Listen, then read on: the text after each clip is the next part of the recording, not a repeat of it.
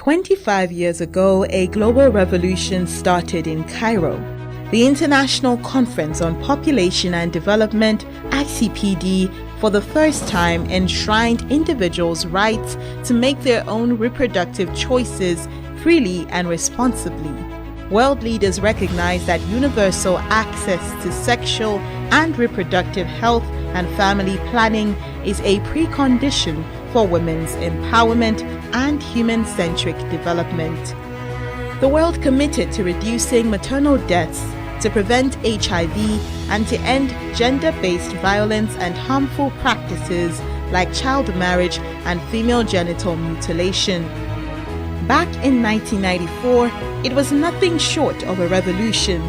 Since the adoption of the ICPD Programme of Action, Africa has seen a lot of progress. Skilled birth attendance increased from 40 to 60%, and the risk for women to die in pregnancy or childbirth reduced by half. More women than ever have access to family planning. In East and Southern Africa, new HIV infections have declined by 30% and AIDS-related deaths by 42%. But the promise of the ICPD remains yet to be fulfilled for millions on the continent.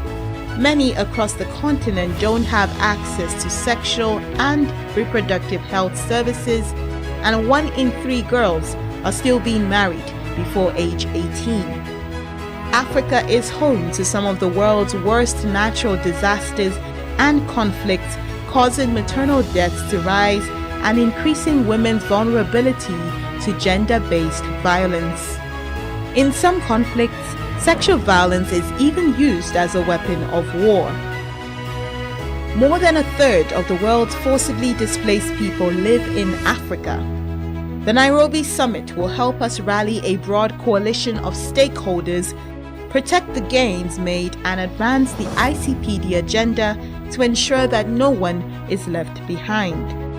UNFPA in Africa is committed to work with governments, the African Union, partners and donors to fulfill the promise of the ICPD and to deliver a world where every pregnancy is wanted, every childbirth is safe, and every young person's potential is fulfilled.